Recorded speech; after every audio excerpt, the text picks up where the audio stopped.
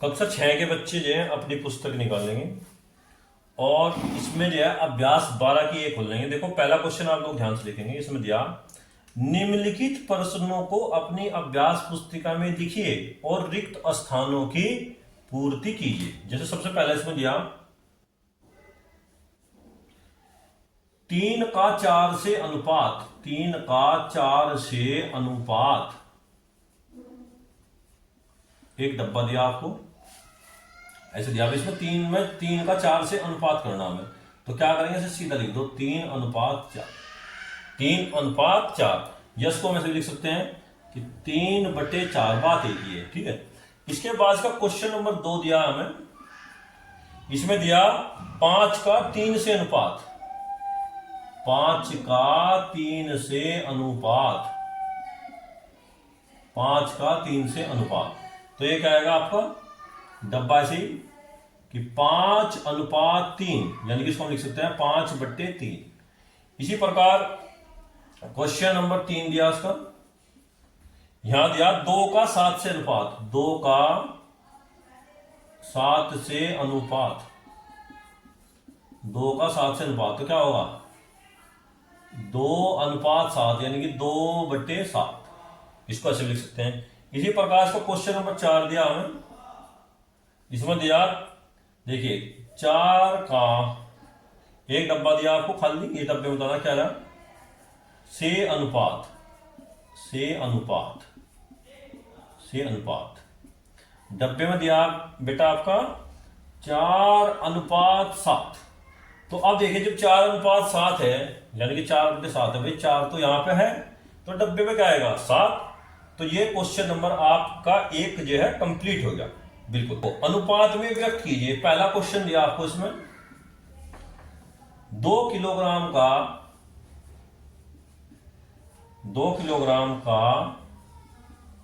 500 ग्राम, 2 kilogram का 500 ग्राम। देखो इसके अंदर ध्यान रखना है, तो सारा किलोग्राम में होना चाहिए या सारा ग्राम में होना चाहिए, भी हमें अनुपात निकाल सकते हैं। अब देखो इसको लिखते हैं हम, जब अनुपात निकालना तो इसे लिखते हैं 2 किलोग्राम अनुपात 500 ग्राम। क्या मतलब है बच्चे, प्यारे बच्चों से लिख सकते हैं 2 किलोग्राम और बटे 500 ग्राम। अब आप लोग मुझे बताएंगे 1 किलोग्राम में कितने ग्राम होते हैं। 1 किलोग्राम में होते हैं प्यारे बच्चों 1000 ग्राम। तो उसका मतलब 2 किलोग्राम में कितने होंगे 2000, यानी कि 2 गुणा 1000 बटे 500। 2 जीरो से 2 जीरो कटेंगे, देखिए आप 5 दूनी 10 और 2 दूनी 4, तो 4/1, क्योंकि आप उतनी बचा, तो क्या अनुपात आएगा इसमें 4/1 का अनुपात आएगा इसके अंदर। हमारा अनुपात है 4/1 का अनुपात। इसका जो क्वेश्चन नंबर 2 है, देखो इसमें क्या दिया इसमें 5 का 12 से अनुपात, 5 का 12 से अनुपात, 5 का 12 से अनुपात। तो इसको हम क्या लिख सकते हैं 5/12, या हम इसको लिख सकते हैं 5/12। आपका क्वेश्चन नंबर 2 भी कंप्लीट हुआ। इसके बाद तीसरा क्वेश्चन दिया आपका 13 का 75 से अनुपात, 13 का 75 से अनुपात। तो इसको हम क्या लिख सकते हैं 13/75, यानी कि हम इसको लिख सकते हैं 13/75, इस टाइप से लिख सकते हैं, ठीक है। इसके बाद जो है क्वेश्चन नंबर 4 दिया सर 108 का 125 से अनुपात ज्ञात करना। तो इसे लिख सकते हैं हम 108 और बटे 125, या हम इसको लिख सकते हैं 108/125, क्योंकि इसके अंदर अगर डिवाइड हो तो डिवाइड कर सकते हैं, तो यही अनुपात आएगा इसका। अब इसका जो है क्वेश्चन नंबर 3 देखेंगे मेरे प्यारे बच्चों, बड़ा ही आसान प्रश्न है प्रश्न नंबर 3। इसमें कुछ विषय दिए तुम्हारे,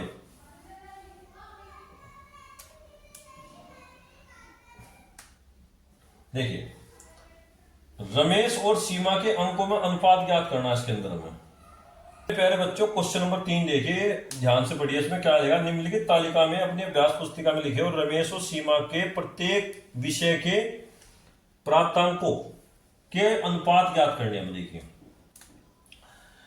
हिंदी में रमेश ने कितने अंक प्राप्त किए, आपके ध्यान से देखिए आप लोग 60 अंक, सीमा के 53 अंक। तो क्या अनुपात आएगा 60/53। यहाँ देखिए अंग्रेजी में सीमा के कितने, रमेश के कितने अंक है 53, इसको तो ऊपर लिखेंगे, और सीमा के कितने अंक है 65, इसे नीचे लिखेंगे। इसी प्रकार देखिए इसमें अंकगणित में से कितने अंक है 75, और नीचे कितने आएंगे 62, इसके कितने अंक आएंगे। विज्ञान में इसके कितने अंक आएंगे 48, और इसमें कितना अनुपात आएगा 55। कला में कितने अंक आएंगे इसके 63, और अनुपात 72। इस प्रकार से देखिए हम इस क्वेश्चन को करेंगे और ये आपको क्वेश्चन कंप्लीट होगा। भाई रमेश के अंक ऊपर रहेंगे, सीमा के अंक नीचे, हम अनुपात लिखते चल जाएंगे, यही कहने का अनुपात है। ये क्वेश्चन नंबर 3 आपका कंप्लीट हुआ। क्वेश्चन नंबर 4 देखिए आप लोग ध्यान से, बहुत ही छोटा क्वेश्चन है। एक आयताकार खेत की लंबाई 29 और चौड़ाई 25 मीटर है, तो लंबाई और चौड़ाई का अनुपात ज्ञात करना। देखो आयताकार खेत की लंबाई कितनी, क्वेश्चन नंबर 4, आयताकार खेत की लंबाई, आयताकार खेत की लंबाई कितनी 29, और आयताकार खेत की चौड़ाई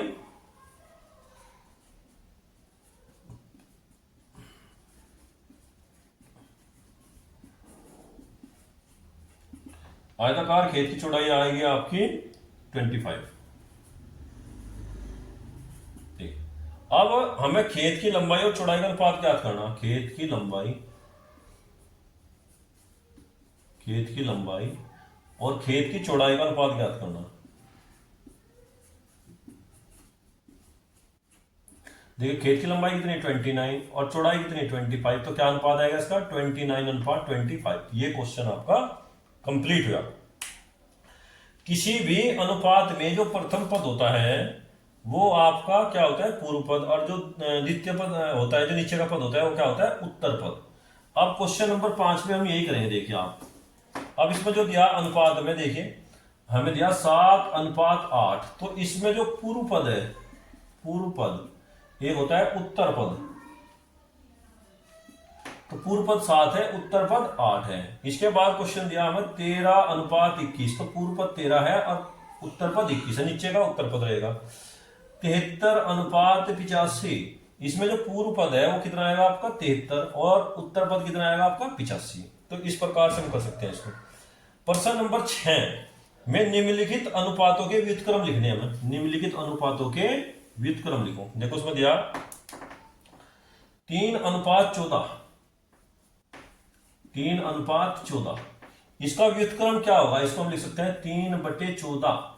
व्युत्क्रम क्या होगा इसका उल्टा, व्युत्क्रम में क्या है नीचे का ऊपर, ऊपर का नीचे है। देखो 14:3, यानी कि ये इसका व्युत्क्रम है क्या 14:3। इसी प्रकार 15:17, इसका व्युत्क्रम क्या होगा, व्युत्क्रम होगा इसका 17:15। इसी प्रकार 25:37, तो इसका व्युत्क्रम क्या होगा, व्युत्क्रम आएगा इसका 37:25। इसी प्रकार क्वेश्चन नंबर देखो 65:67, तो इसका व्युत्क्रम क्या होगा, व्युत्क्रम आएगा उल्टा लिख दो 67:65। तो ये क्वेश्चन भी आपका कंप्लीट, व्युत्क्रम में उल्टा करना हमें। क्वेश्चन नंबर 7 बहुत आसान क्वेश्चन है, अभ्यास 12 की का लास्ट क्वेश्चन है। इसमें ध्यान देखो प्रथम पद और द्वितीय पद बताने हमें, प्रथम पद और द्वितीय पद। अब यहां देखिए आप लोग, इन्हें दिया 3:7, तो प्रथम पद 3 है और द्वितीय पद 7। इसके बाद क्वेश्चन दिया 4:11, तो प्रथम पद 4 है, द्वितीय पद 11। 13:27, प्रथम पद 13 और द्वितीय पद 27। तो प्यारे बच्चों आज की जो एक्सरसाइज आपकी कंप्लीट हुई, मैं आशा करता हूं कि आप लोग घर पर बैठकर से कंप्लीट करेंगे।